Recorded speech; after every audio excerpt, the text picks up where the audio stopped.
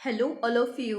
Okay, and last lecture में हमने पढ़ा था कूलॉम्स लॉ, जो कि काफ़ी ज़्यादा इम्पॉर्टेंट है। आज हम डिस्कस करेंगे कूलॉम के नियम का सदिश रूप, it means vector form of Coulomb's law. ठीक है, ये इस साल आपके 2023 में के फाइनल एग्ज़ाम में आ रखी है 2 मार्क्स पे कि आपके कूलॉम के नियम का सदिश रूप क्या है। ठीक है, तो ये चैप्टर जिस दिन आपका फिनिश होगा उसके नेक्स्ट डे से हम इसके जितने भी ईयर्स, यानी कि आपके प्रीवियस 10 ईयर में जितने भी क्वेश्चन आ रखे हैं आपके बोर्ड एग्जाम में वो हम डिस्कस करेंगे। ओके, तो ये अभी करंट पे जो आपके एग्जाम हुआ है 2023 में, तो उसमें आया हुआ है कूलॉम के नियम का सदिश रूप। तो सदिश रूप वेक्टर फॉर्म क्या होती है? देखो, वेक्टर का मतलब होता है कि एक पर्टिकुलर डायरेक्शन पे जब आपका चार्ज वर्क करना स्टार्ट करेगा। ओके, तो इसमें आपको बस लॉ याद होना चाहिए। हमने ये पढ़ा था कि हमारे पास जब टू चार्ज होते हैं, टू चार्ज के बीच की अगर हम डिस्टेंस ले लेते हैं जैसे स्मॉल आर, और चार्ज ले लिए हमने suppose Q1 and Q2। Okay, अब इनके बीच की डिस्टेंस हमने क्या कर ली? R। ठीक, तो अब इस पे क्या होता है ना, फोर्स अप्लाई होते हैं। जैसे Q1 Q2 पे फोर्स अप्लाई करेगा। ठीक है, तो Q1 Q2 पे कौन सा फोर्स अप्लाई करेगा? देखो, 1 के द्वारा 2 पे लगाया गया फोर्स, तो F21। ओके, ऐसे Q2 Q1 पे कौन सा फोर्स अप्लाई करेगा? तो कौन लगा रहा है? 2 किस पे लगा रहा है? 1, F1। क्लियर है?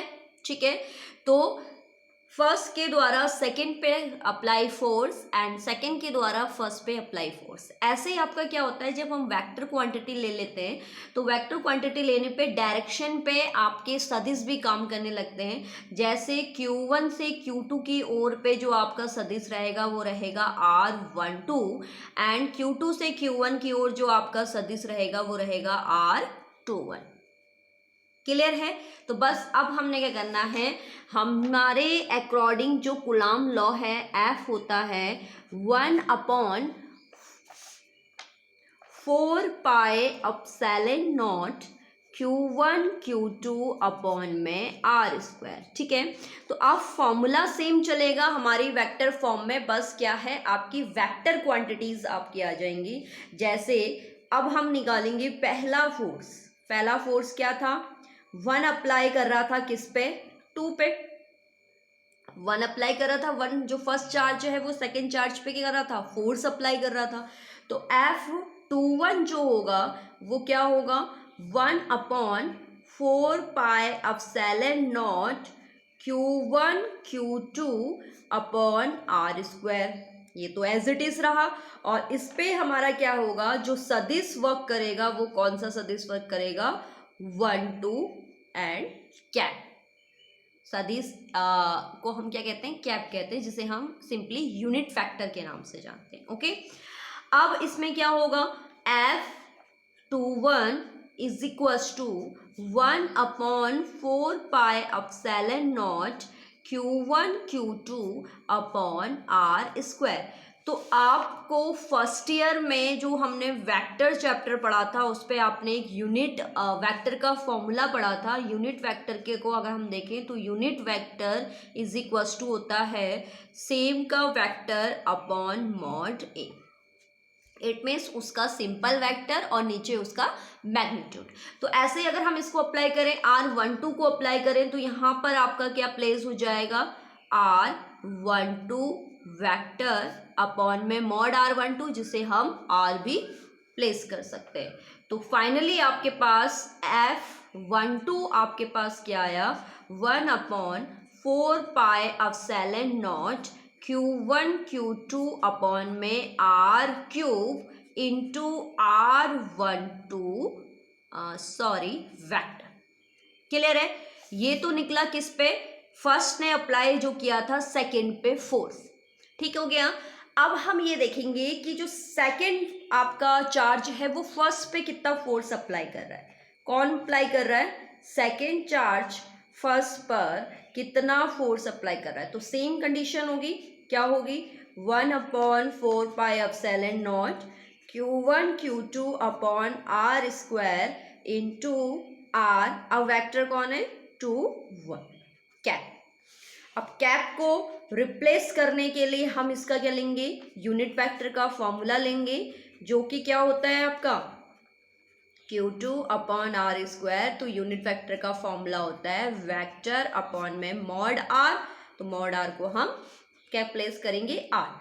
तो फाइनली आपका जो सेकेंड चार्ज है वो फर्स्ट पर कितना फोर्स अप्लाई करेगा? 1/4 pi epsilon not Q1 Q2 upon R cube into R21 vector. तो ये है आपका सेकंड ने फर्स्ट पे जो अप्लाई किया है, ये फोर्स है फर्स्ट ने सेकंड पे अप्लाई किया है। तो बस आपको यही फाइंड आउट करके आना था वहां 2 मार्क्स पे।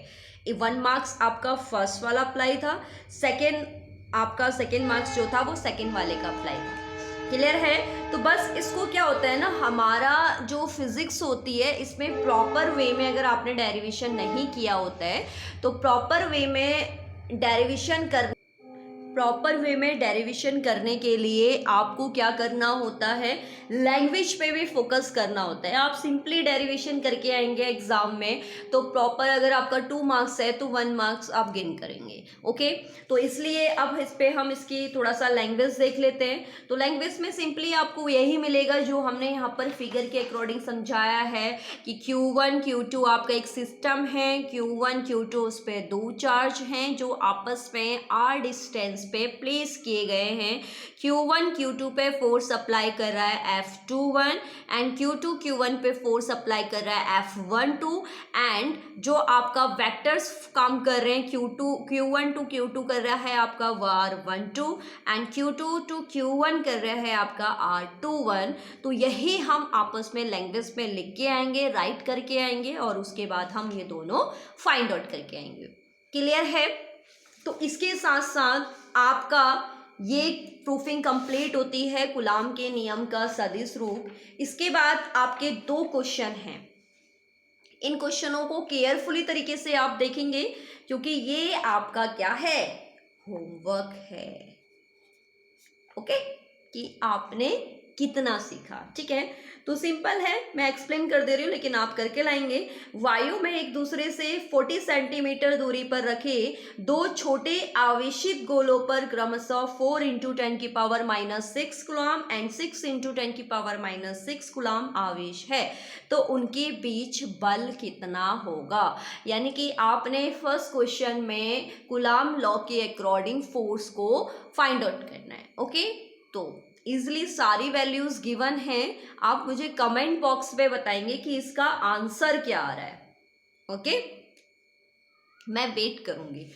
नेक्स्ट क्वेश्चन है, किन्हीं 2 आवेशों के बीच की दूरी को 1/3 करने पर बल पर क्या प्रभाव पड़ेगा? यानी कि आपकी क्या है, अगर मैं डिस्टेंस को 1/3 कर दूं तो उस कंडीशन पे फोर्स कितना आपका अप्लाई होगा? तो इस टाइप का मैं एक क्वेश्चन करवा चुकी हूँ कि अगर हम डिस्टेंस को क्या करते हैं, हाफ कर दें तो तब आपका फोर्स पे कितना इफेक्ट पड़ता है। तो वही सेम क्वेश्चन है आपका, बस हमने डिस्टेंस को क्या कर दिया है, 1/3 कर दिया है। ओके, तो दोनों ही क्वेश्चन का आंसर आप कमेंट बॉक्स पे राइट करेंगे। ओके, आई होप आपको ये वीडियो समझ में आई होगी। अगर समझ में आई है तो प्लीज़ लाइक और सब्सक्राइब करना ना भूलें। Thank you.